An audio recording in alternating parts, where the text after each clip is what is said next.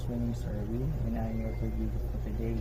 As your medical tag, please take your complete name and birthday, please. Ma'am, at this time, I will give you your medication as ordered by your attending physician, Dr. Melendez. Are you aware of any allergy inserting medication or drugs? Ma'am, before I give your medication, I will check first your blood pressure, pulse rate, respiration rate. Just relax, and I'm taking your vital signs. Ma'am, Dr. Melendez prescribed you Novavax, generic name Cephalexin, with dosage of 500 mg, taken every 8 hours. It is in tablet form. It's mean you take it orally. Cephalexin, ma'am, is an antibiotic that kills the bacteria that cause of your infection and cause of your feeling sick. And also, he prescribed you Robitussin, generic name Guaifenesin, with 5 ml, with dosage of 5 ml, and taken every 4 hours. And it's in syrup form, so we will take it still orally. Guaifenesin, ma'am, help produce respiratory tract fluid to help liquefy or reduce viscous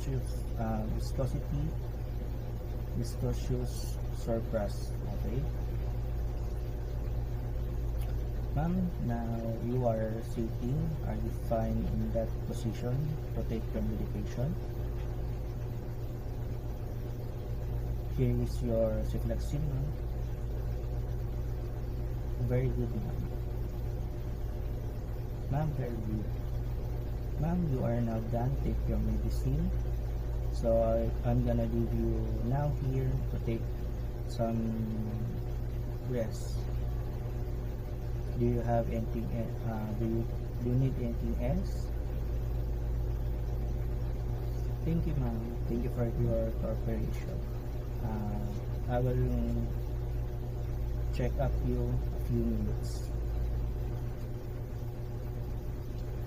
Now that I'm done in my administration of the medication, I will proceed to the documentation process of the procedure that I just done. The documentation process will include the types of medication,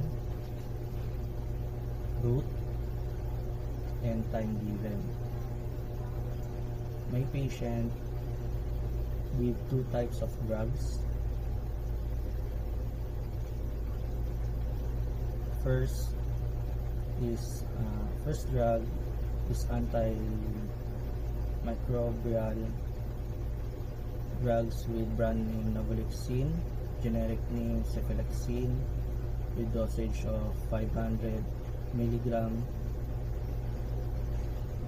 frequently taken every 8 hours per oral. Second drug is anti-tussive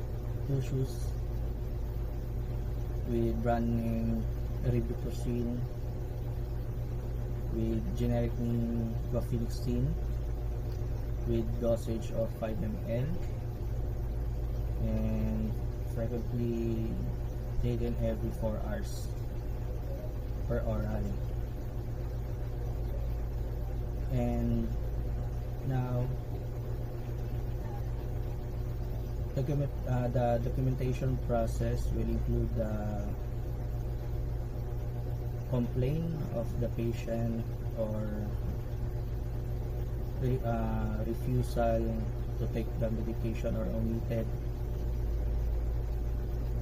And also we also include the reason of omission of the patient. And finally, and last step is don't forget to signature signature to make sure that you carry out the doctor's order, and then finish the